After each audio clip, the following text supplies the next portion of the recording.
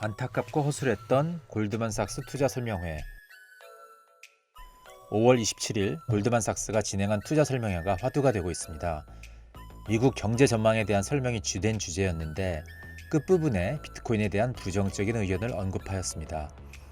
안타까운 부분은 그들의 의견이 부정적이라는 것이라기보다는 그것이 철저하고 논리적인 분석의 결과가 아니고 가상자산 업계에 대한 짧은 지식, 오해, 편견에 기인한다는 것입니다.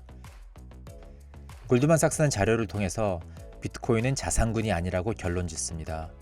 그 이유는 채권처럼 현금 흐름을 창출하지 않고 경제 성장에 기인한 자체 수익 창출이 없고 지속적인 자산 배분 효과가 없으며 높은 변동성 때문에 포트폴리오 변동성 감소 효과가 없고 인플레이션 해징 수단이 될 수 있다는 증거가 없기 때문이라고 주장합니다.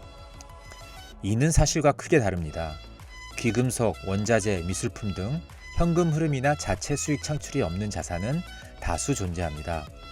가상자산, 특히 비트코인은 10년 이상 축적된 가격 데이터를 통해 전통 금융자산군과 낮은 상관관계를 갖는 자산군이라는 것이 여러 분석에 의해 증명되었습니다.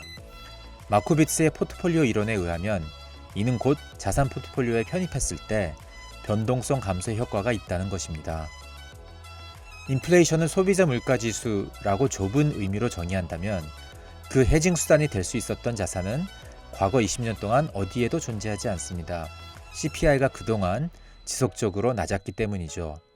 하지만 좀 더 의미를 넓혀 자산 인플레이션까지 포함시킨다면 비트코인이 훌륭한 해징 수단이었다는 것을 증명할 수 있습니다. 골드만삭스는 또한 가상자산은 불법 행위에 사용될 수 있다고 주장하며 최근 가상자산을 사용한 각종 사기 및 자금 세탁 관련 수치를 언급합니다. 금융권에서 항상 관가하는 것은 실제로 주도권 하에서 엄청난 금액의 자금 세탁이 행해지고 있다는 것입니다. 국제 자금 세탁 방지 기구에 의하면 전 세계 GDP의 약 2.7%인 1.6조 달러가 해마다 자금 세탁되고 있다고 합니다. 2008년에서 2017년 사이 자금 세탁 관련 징계금을 지불한 은행들의 순위를 보면 뱅크 오브 아메리카, JP모간, 시티그룹 등 세계 초일류 은행들이 연루되어 있습니다. 가상자산을 통한 불법 자금 거래는 극히 일부이며 그 정도는 기존 금융권에서 행해지는 불법 자금 거래와 비교해보면 가상자산 고유의 문제라고 보기 힘듭니다. 마지막으로 골드만삭스는 비트코인이 희소하지 않다고 하며 그 근거로 비트코인 캐시, BSV 등 포크된 코인을 예로 들고 있습니다. 포킹이 되어 탄생된 코인은 달라진 규정에 따라 작동하는 네트워크상에서 사용되기 때문에 더 이상 같은 코인이 아닙니다.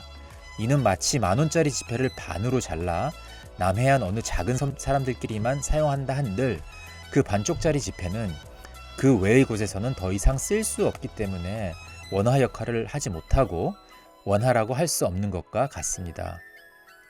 이러한 모습에도 불구하고 이번 골드만삭스 자료는 오히려 가상자산에 긍정적으로 받아들일 수 있습니다.